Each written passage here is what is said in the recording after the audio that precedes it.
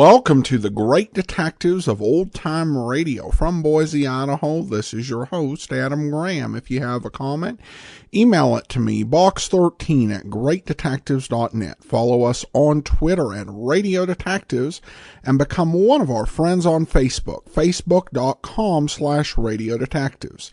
Today's program is brought to you in part by the financial support of our listeners, and I want to thank Kim so much for her support. She went ahead and sent along a donation through the Zelle service, Zelle, Z-E-L-L-E. If you have several major banks, including Bank of America, Wells Fargo, Chase, you can actually send donations direct from your account to mine without having to go to PayPal. Just put in the email address of box13@greatdetectives.net. You can also support the show, support.greatdetectives.net, to give by PayPal or become one of our ongoing Patreon supporters, patreon.greatdetectives.net. I also want to mention that we still have ID cards. These are replicas of the ID cards that were used for different characters on the television shows. And we have Joe Friday, Frank Smith, Bill Gannon, Jim Reed, and Pete Malloy ID cards. Nice replica, good present, and we will send it along with any donation of $50 or more. And that's at support.greatdetectives.net. Also over at greatdetectives.net this weekend, check out my review, Lord Peter Wimsey, the BBC Radio Drama Collection, Volume 1. And you can get all of my reviews automatically delivered to your Kindle. You can try that service out free for 2 weeks. Just search for the Great Detectives of Old Time Radio in the Kindle store. All right, well, now it's time for today's episode of Dragnet. The original air date, December the 28th of 1952. And this one is The Big Mask.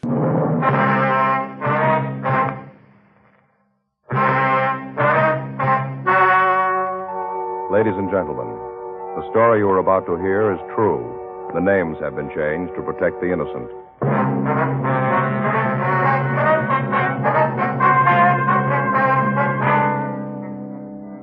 You're a detective sergeant. You're assigned to robbery detail. A series of holdups takes place in your city. The victims are managers of large markets. You've got a description of the suspect. Your job, get him.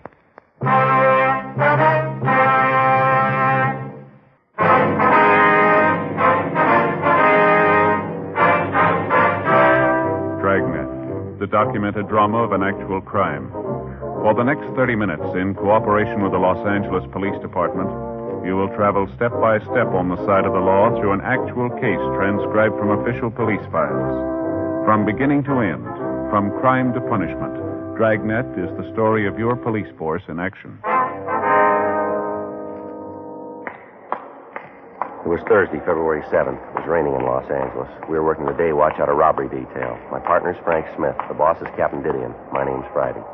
I was on the way back from R&I, and it was 8:42 a.m. when I got to room 27A. Robbery. Hey, you, Joe? Yeah. Where you been? Down to R&I. Oh, I'm sorry I'm late. No, it's no problem. Couldn't get the car started. The battery was dead.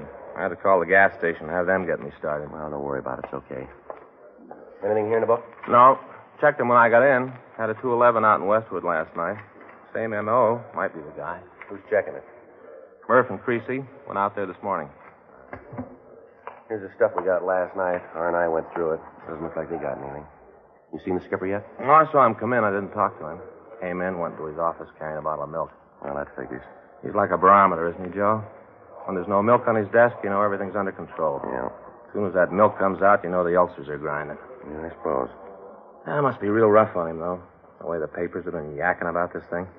I saw Captain Jack this morning on the way in. Yeah. He said the corner pocket's leaning all over him. Well, there's got to be an answer someplace. The guy can't just keep walking into the stores and walking out again. He's got to make a mistake someplace. Yeah. What's it figure? 6 jobs so far? Yeah, 6 of them. Every one of them, he's made it clean. Hot shot. I'll get it. Well, those figures were wrong. Yeah? He just made it 7.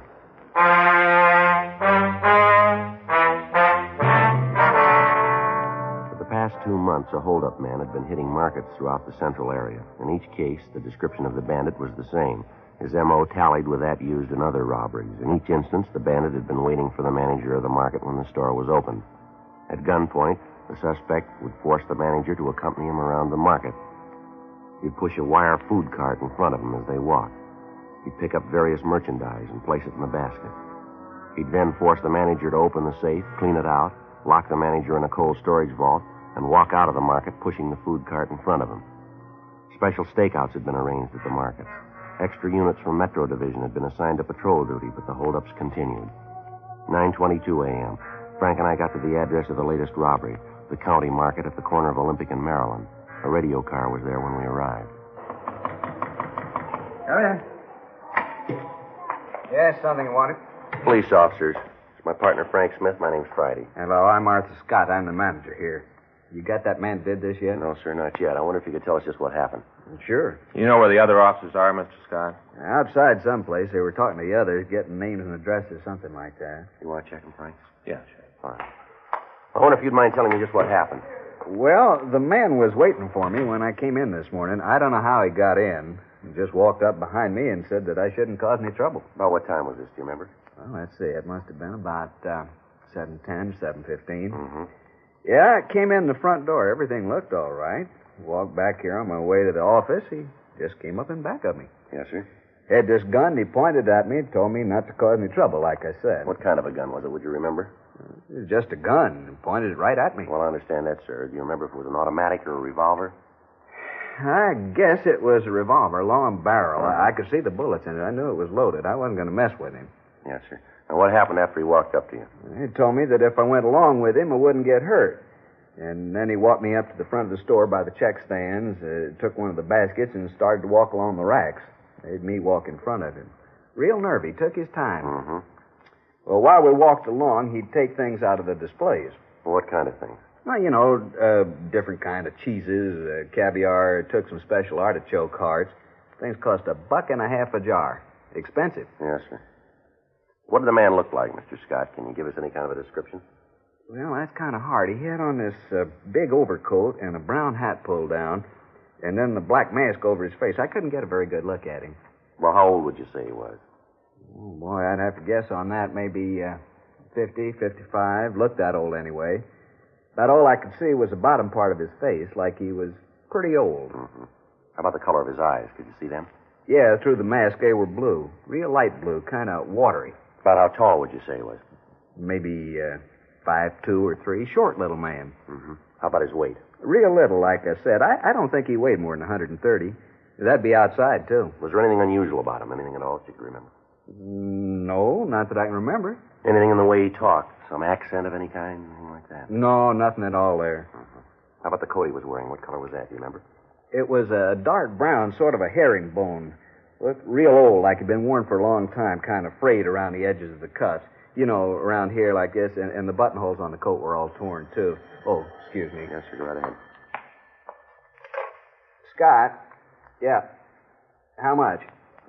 Yeah, and how much a case? Mm-hmm. That's not too bad.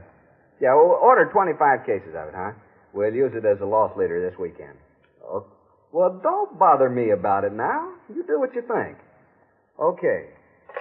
Seems like nobody can do anything but you. Give people a little responsibility, they hardly ever know how to use it. Yes, sir.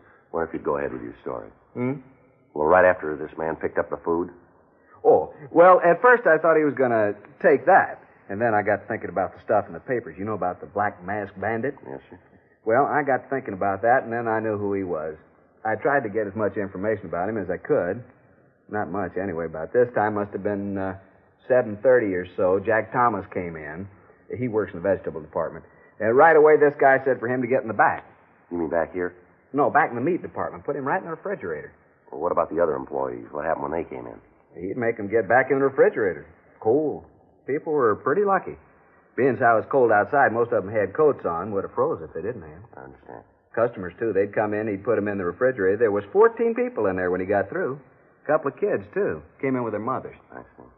Well, then he took me back to the safe, made me open it. I thought about saying no, but it's a little safe, you know, down low. Yes, sir. Well, I knelt down to work the combination. I looked up at him. had the gun pointed right at my head. I looked right into the barrel, saw the bullets in the cylinders. I was scared, and I opened the safe. He took the money and put it in a paper bag and dropped it into the basket. And he put you in the refrigerator, too, did he? Yeah, that is, he started to. When he opened the door, the people in there were all shivering, flailing their arms around, trying to keep warm. It's a little room, not much bigger than this, and there wasn't much room to flail. Anyway, they asked him if he wouldn't let him out. He said no, but then he asked me if there was someplace else he could put him. And I told him that the only place I could think of was another storage room. We use it sometimes when we got a real big shipment of meat. Don't usually keep it under refrigeration. I see. They let you all go there, huh? Yeah, the darndest thing I ever saw. 14 of them. All 14 herded them just like cattle. Moved them all to the other cooler. They were all so cold they'd have done anything to get out of that one. I tell you, officer, I was scared that one of them might try to be brave about it and cause trouble. I think that guy would have killed him right on the spot. Yes, sir. Well, what did he do then? Well, he locked the door. Then, from what I could see through the cooler window, he just strolled out of the store and down the street. He was still wheeling a basket in front of him. I see. Anything, Frank? Yeah, Joe.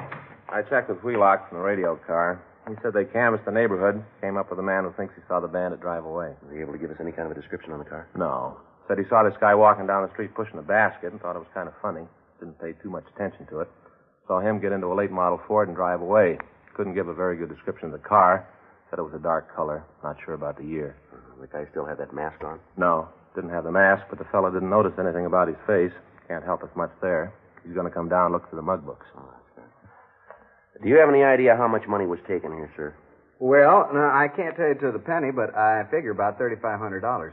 You usually keep this much money on hand, do you? No, not as a rule. I didn't get to the bank yesterday. We had an inventory sale going on. I just didn't get the chance. Did the bandit take anything you think might help us identify him? Anything from the safe that you might be able to describe?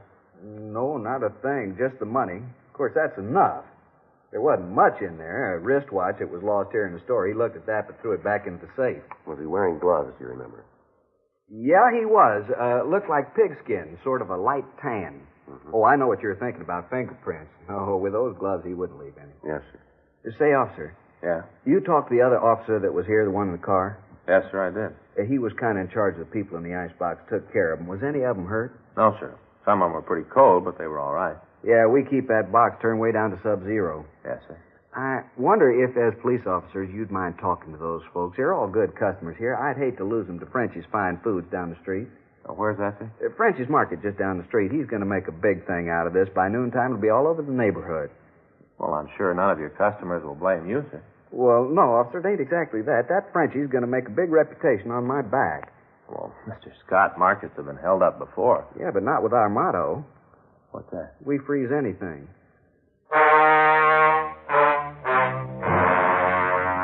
9:46 a.m. Frank and I continued to talk to Arthur Scott. We questioned him about the actions of the hold-up man, but he was unable to give us any new information. The crime lab came out and checked the store. The M.O. was the same. He'd entered through a rear window. Tool marks were found. Photographs were taken. No other physical evidence was found. 10:14 a.m.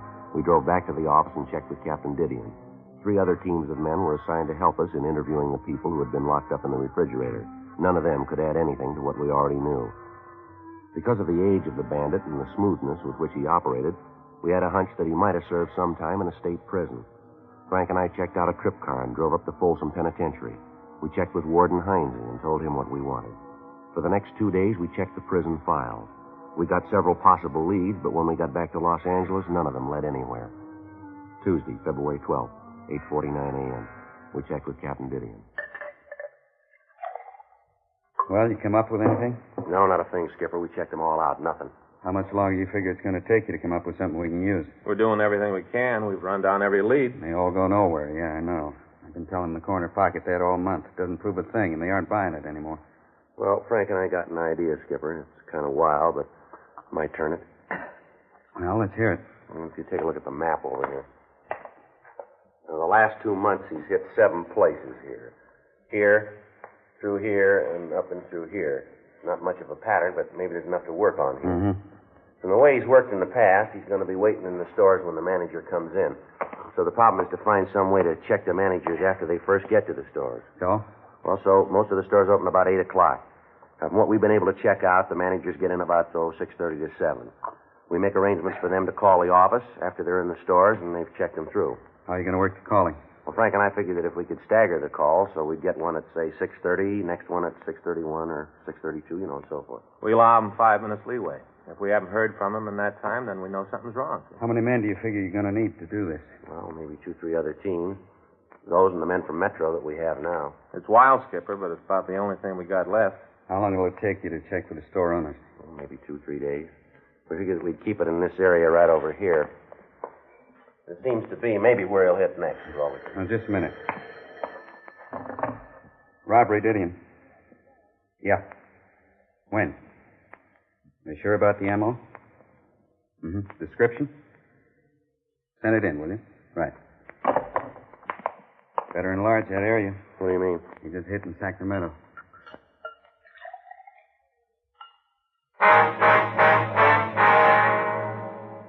Tuesday, February 12th, 3:45 p.m. Frank and I talked on the phone to Fritz Kaminsky, chief of police in Sacramento. He told us that the market bandit went through the same sequence of events that had characterized his operations in Los Angeles. First, he took several food items from the display stands in the store, and then he forced the manager to open the safe. After robbing the safe, the thief locked the manager in a meat refrigeration locker and left the store. A witness in the neighborhood saw the suspect leave the store and said that he'd escaped in a late-model dark Ford sedan. He was unable to give us much of a description of the man, but he said that he was elderly, small, and that he'd been dressed in a brown overcoat and a brown hat, and he wore a black mask. There could be little doubt that it was the same man who had been hitting the markets in the Southland. Wednesday, February 13th, Frank and I checked out a trip car and we drove up to Sacramento. We talked with the victim and with the witness. Both of them were unable to find the thief's picture in the mug books. Stakeouts were arranged on the markets in the Sacramento area, and additional bulletins were gotten out on the Ford sedan. Frank and I returned to Los Angeles and started to set up the plan that we discussed with Captain Didion. Each of the store managers agreed to cooperate, and starting the morning of February 18th, the plan was put into operation. 3 weeks passed. The bandit failed to hit again. March 18th, 6:37 a.m. Robbery, Murphy. What's that number? Yes. Robbery, Smith. Yes, sir. Okay, thanks. Number 38, okay. Right. Still no word from 34. We better get ready to roll on it. Let's see. That's that supermarket on Palmetto Avenue. That's right. Let's go. Murph. Yeah? Catch the rest of the calls, will you? Yeah, sure, Joe. What do you think, Joe? I don't know. Let's find out.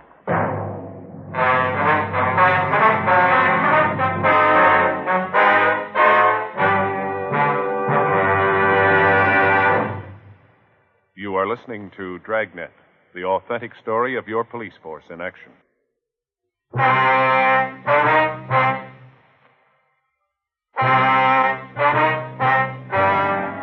It took us a little over 5 minutes to get to the store on Palmetto. As we went by the place, we couldn't see anyone through the front windows. The store looked empty. Frank pulled the car into the parking lot next door to the store, and we walked around to the front. How about it? No, I can't see anything from here. You want to cover the back? Yeah. I'll give you time to get back there, then I'll go in the front. Right. Watch it.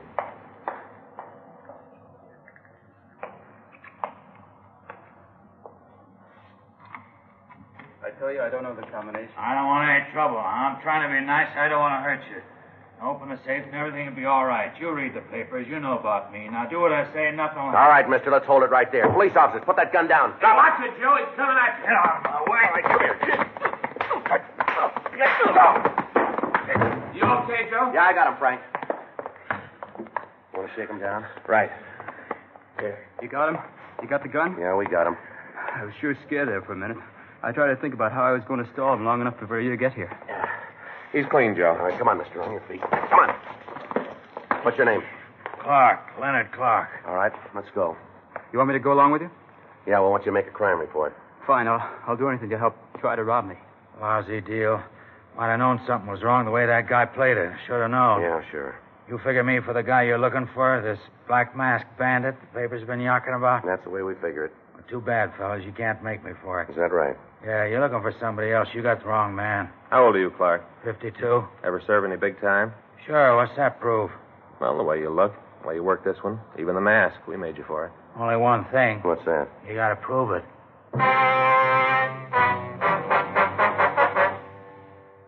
8:30 a.m. We took Leonard Clark downtown to the city hall. We talked to him for about an hour. He admitted trying to hold up the market, but he insisted that he was not the Black Mask Bandit. He told us that he'd read about the holdups in the paper and that it seemed like an easy way to pull a robbery. He told us that he'd used a pinch bar to jimmy a rear window in the market, and then he entered the place. He told us that he'd waited for the manager to come in, and then he tried to get him to open the safe. Sergeants Murphy and Creasy went out to his home. They found nothing there to tie him in with the other robberies. A check through R&I showed a record on Clark listing 2 convictions for 211 and 1 count of 245 PC. He'd served time at both San Quentin and Folsom penitentiaries, as well as some of the eastern penitentiaries.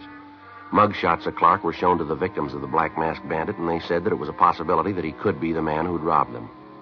Friday, March 21st, a special show-up was arranged, and the victims were asked to be present. We explained that the questions asked were for the express purpose of acquainting the victims with the suspect's voice. Clark was brought out on the stage and asked his name. Leonard Clark. What were you arrested for? I don't know. You must know what you're being held for. They say I'm the Black Masked Bandit. Are you? No. Were you armed when you were arrested? What? Were you armed when you were arrested? Yeah. What kind of weapon were you carrying? 38 revolver. Leonard, could you speak a little louder, please? 38 revolver. How long you been in jail? Since Tuesday. Where were you arrested? Market out on South Palmetto. It's a long street. Where on South Palmetto? 1721 South Palmetto. What were you doing there? Was arrested for trying to hold up the place. You ever done any big time? Huh? I say, you ever done any big time? Yeah. Where? At Q, Folsom. What'd you do the time for, Leonard? Which time? Well, let's take them in order. How about Quentin? 5 to life for robbery. How about Folsom? Same thing. You owe any time now? Yeah, I'm on parole. Joe, Yeah. ask him to turn around, will you? The victims can't see him too good. All right. Leonard, take a quarter turn to your left. No, Leonard, to your left. All right. Now another quarter turn. Another quarter turn. Now another quarter turn. No, same way. Another quarter turn. Now face the front, Leonard. Where do you live? Out in Hollywood. Where? Corner of DeLongpre and Monroe, apartment house. It's a good-sized corner. Which apartment? Ashley Arms, apartment 604. What do you do for a living? I'm a carpenter. A what? Carpenter, I said. You work steady? Yeah. Who do you work for? I'm a carpenter for a contractor named Gagely. Now look straight, will you, Leonard? Straight ahead. Yeah. You remember where you were on February 7th? That was a Thursday. No. You got no idea at all? Not at all. You own a car. Yeah? What make is it? It's a Ford. Speak up, will you, Leonard? We can't hear you. A Ford. What color is it? Dark blue, What year? 1950. All right, Leonard. Now, would you step over to the side of the stage? No, the other way. Side of the stage. How's it look, Frank? Nothing yet. Manager at the county market seems to think it's him. The others aren't sure. Yeah. Well, maybe when we get the coat and mask on, it'll help. Those clothes, Leonard, are they yours? Yeah, they're mine. How about that mask? That belong to you, too? Yeah. Would you put the mask on? Well, just put it on. That's it. Now put the hat on. Not the way you usually wear it? That's right. All right. Take a quarter turn to your left. No, Leonard, your left. That's it. Now again. And again. Once more. All right, now face forward. Now all the way around. Come on, Leonard. Straight forward out this. That's it. No. Now repeat these words. Just be quiet and you won't get hurt. Just be quiet. You won't get hurt. Now say, open the safe and don't cause any trouble. Open the safe. Don't cause any A trouble. little louder, Leonard. Open the safe and don't cause any trouble. All right, Leonard, you can take the mask off. How many times have you been arrested? I don't know. About how many times would you say? Maybe 15, something like that. What'd you fall for? Suspicion. Suspicion of what? A lot of things. They didn't nail me for. How old are you now, Leonard? 52. How old were you when you were arrested the first time? 16. You've had quite a life, haven't you? Yeah, I fell among evil companions. All right, Leonard, that's all. How about it, Mr. Scott? I can't be sure, Sergeant, but I think that's a man. Can I see a minute, Joe? Scott just gave a tentative identification. Yeah, well, he's the only one. What do you mean? The others say we got the wrong man.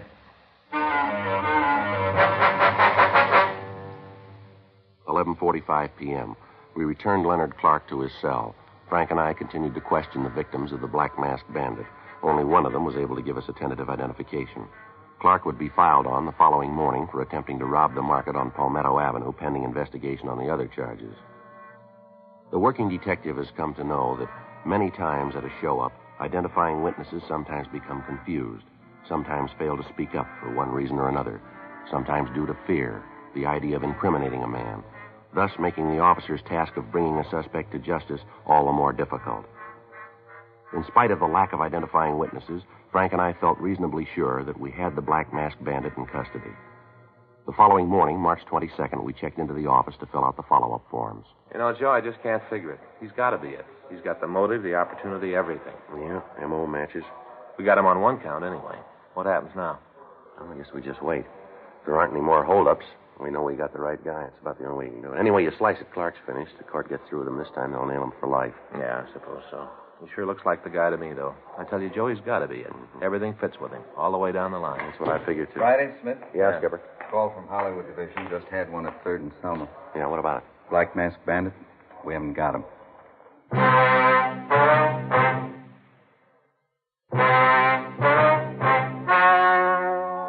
The story you have just heard was true.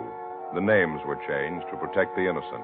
On July 17th, trial was held in Department 89, Superior Court of the State of California, in and for the County of Los Angeles. In a moment, the results of that trial.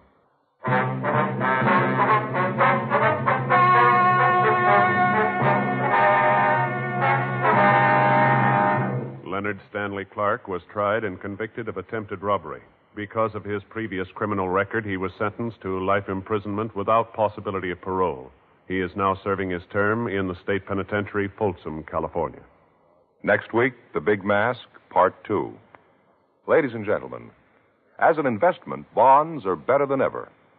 So whether you already buy on the payroll savings plan where you work or the bond-a-month plan where you bank, get an extra bond for defense tomorrow.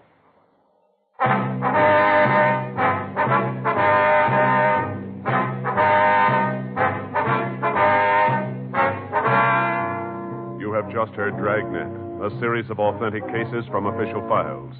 Technical advice comes from the Office of Chief of Police W.H. Parker, Los Angeles Police Department. Technical advisors, Captain Jack Donahoe, Sergeant Marty Wynn, Sergeant Vance Brasher. Heard tonight were Ben Alexander, Whit Connor, Harry Bartell. Script by John Robinson. Music by Walter Schumann. Hal Gibney speaking.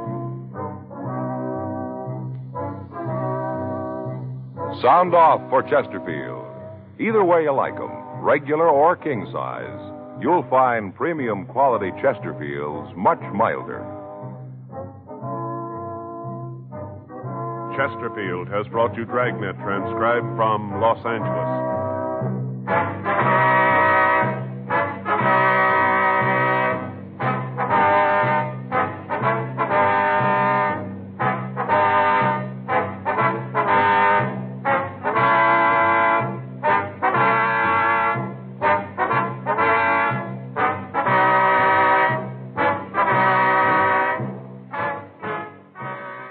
Tonight, there's more adventure with Barry Craig, confidential investigator, on NBC.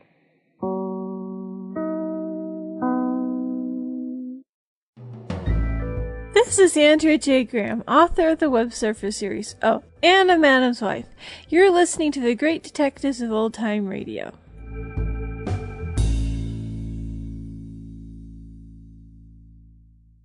Welcome back. Well, a good puzzler of a case. And even though they forced the joke about the store with the motto regarding freezing, it actually worked pretty well. What I really appreciate about the episode is the attention to detail. with the sound effects. And it's not necessarily the big things that Dragnet does with the sound effects, though certainly they were capable of that. It's the little touches. For example, you heard the liquid sound effect when the captain announced that there had been another robbery. And it's not, like I said, it's not a huge sound effect, but it communicates and paints this picture of the imagination of the captain once again going for the milk as he's dealing with the ulcer. And it paints it more vividly than them saying it. And it's one thing I do think that a lot of modern radio drama producers can neglect, because I've heard somewhere they go very sparse with the sound effects. And in some cases it may be just because they don't have anyone skilled at getting it. But I really think that Dragnet shows just how little very intelligent uses of sound effects can communicate a lot and can paint vivid pictures in the listener's mind. So very well done on that. Now, listener comments and feedback. Paula left a nice review for us in the Amazon App Store and says, "This has replaced reading a book at night. If I fall asleep before the ending, I can always go back and play it again. Love hearing the voices of the stars of that era." Thanks so much, Paula. And I definitely can hear you. It's possible to fall asleep to these things without intending to do it. I actually was running a bit behind, but thought I could squeeze in the recording of yesterday's Johnny Dollar and said, I think I'll just sit in my recliner and listen to this rather than my desk chair. Suffice to say, I had to listen again in the morning, so ability to go back and listen again, definitely a nice feature with the app. All right, well, that will do it for today. Join us back here tomorrow for video theater, and we have Dragnet. It's the Christmas special. You'll want to be sure and watch it. Then Monday, it's Not Beat, and next Saturday, another episode of Dragnet. In the meantime, send your comments to box13@greatdetectives.net. Follow us on Twitter @Radio Detectives and become one of our friends on Facebook, facebook.com/Radio Detectives. From Boise, Idaho, this is your host, Adam Graham, signing off.